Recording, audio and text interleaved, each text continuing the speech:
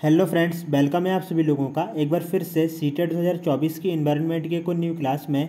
तो फ्रेंड्स, आज की इस क्लास में हम लोग एनवायरनमेंट के वन लाइनर क्वेश्चंस को डिस्कस करने वाले हैं, जो कि आने वाले सीटेट जो कि दिसंबर में एग्ज़ाम होने वाला है उसके पॉइंट ऑफ व्यू से, और साथ ही में जो अदर टेट एग्ज़ाम्स हैं उन सभी के पॉइंट ऑफ व्यू से काफ़ी ज़्यादा इंपॉर्टेंट क्वेश्चन हैं। तो चलिए क्लास को स्टार्ट कर लेते हैं।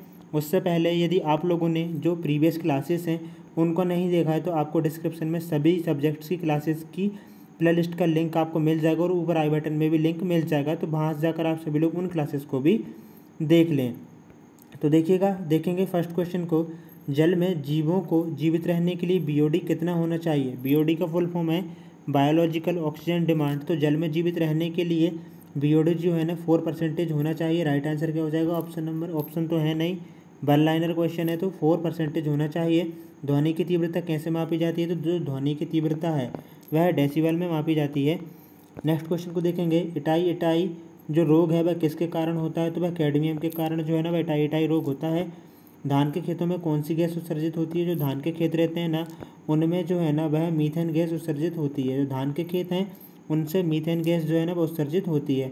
प्रोजेक्ट एलिफेंट कब शुरू हुआ था? जो प्रोजेक्ट एलिफेंट है ना वह सन 1992 में शुरू हुआ था। नेक्स्ट क्वेश्चन है, भूतापीय ऊर्जा किस प्रकार की ऊर्जा है? तो हम बात करें भूतापीय ऊर्जा की, तो यह नवीनीकरण या अनवीनीकरण कैसी है? तो जो भूतापीय ऊर्जा है ना वह नवीनीकरण ऊर्जा है। आगे देखेंगे, भारत में कुल कितने वन क्षेत्र हैं? तो भारत में हम वन क्षेत्र की बात करें तो 24.16% जो है ना वह वन क्षेत्र है। भारत में सर्वाधिक सघन वन वाला राज्य कौन सा है? हम बात करें भारत में सर्वाधिक सघन वन वाला राज्य की, तो जो अरुणाचल प्रदेश है यह भारत का सर्वाधिक सघन वन वाला राज्य है। नेक्स्ट क्वेश्चन को देखेंगे। कार्बन मोनोऑक्साइड प्राथमिक प्रदूषक है यह या फिर इसको देखिएगा, करेक्ट कर लीजिएगा। कार्बन जो मोनोऑक्साइड है वह प्राथमिक प्रदूषक है या फिर वित्तीय प्रदूषक? तो जो कार्बन मोनोऑक्साइड है ना यह प्राथमिक प्रदूषक है, ना कि वित्तीय प्रदूषक। यहाँ पर राइट आंसर क्या हो जाएगा? यहाँ पर प्राथमिक प्रदूषक है कार्बन मोनोऑक्साइड। प्रोजेक्ट टाइगर कब शुरू हुआ था? प्रोजेक्ट टाइगर जो है ना सन 1973 में शुरू हुआ था। प्रोजेक्ट एलिफेंट कब हुआ था? सन 1992। सन 19 जो है ना 2 में प्रोजेक्ट एलिफेंट हुआ था। और हम बात कर रहे हैं यहाँ पर प्रोजेक्ट क्या है? टाइगर की। तो जो प्रोजेक्ट टाइगर है ना वह 1973, प्रोजेक्ट एलिफेंट सन 1992 1992। जैवमंडल के लिए आरक्षित क्षेत्र शीत रेगिस्तान कहाँ स्थित है? तो यह हिमाचल प्रदेश में स्थित है। जैवमंडल के लिए जो आरक्षित क्षेत्र है शीत रेगिस्तान कहाँ पर है? हिमाचल प्रदेश में। भारत के प्रमुख हॉट स्पॉट क्षेत्रों के नाम क्या हैं? जो भारत के प्रमुख हॉट स्पॉट क्षेत्र हैं, यहाँ पर हॉट स्पॉट का मतलब है सर्वाधिक जैव विविधता जहाँ पर पाई जाती है। तो देखिएगा, भारत में जो है ना पश्चिमी घाटी और पूर्वी हिमालय जो है ना बस भारत में ही हैं जो कि सब सर्वाधिक जैव विविधता पाई जाती है और भारत के हॉट स्पॉट क्षेत्र कहे जाते हैं। 24D क्या है? तो 24D जो है ना वह एक खरपतवार नाशी है। नेक्स्ट क्वेश्चन है, ह्यूमेलिन क्या है? जो ह्यूमेलिन है वह मानव जनित प्रदूषण है।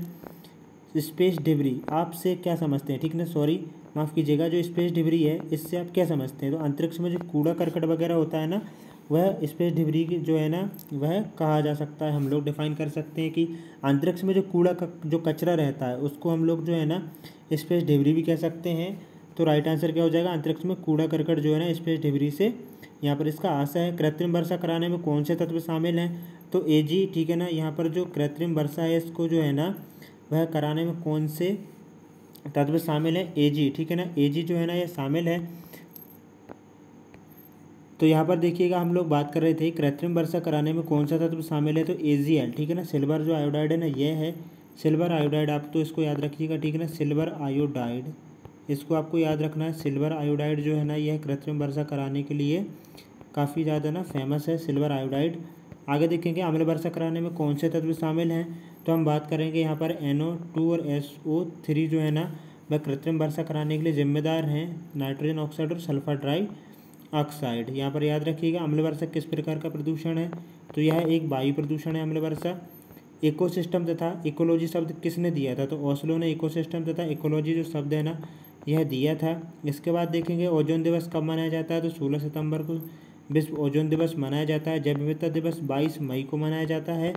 इसके बाद देखेंगे विश्व जल दिवस, तो जो विश्व जल दिवस है ना वह 22 मार्च को मनाया जाता है।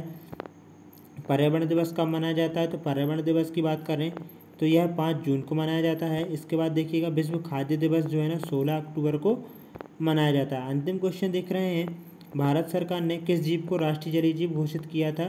तो जो डॉल्फिन है ना, इसको भारत सरकार ने जलीय जीव घोषित किया था। तो फ्रेंड्स, हम लोगों ने ना 25 क्वेश्चंस को, जो एनवायरनमेंट के वन लाइनर क्वेश्चन, इनको डिस्कस कर लिया है।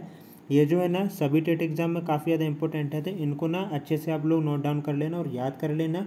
इसी प्रकार की ना आपको ना जो क्लासेस हम लोग प्रोवाइड कराते रहेंगे, इसलिए आप चैनल को सब्सक्राइब कर लें, लाइक करें, बेल आइकन को प्रेस करें, कॉल के बटन पर सेट कर लें। जय हिंद दोस्तों, वंदे मातरम।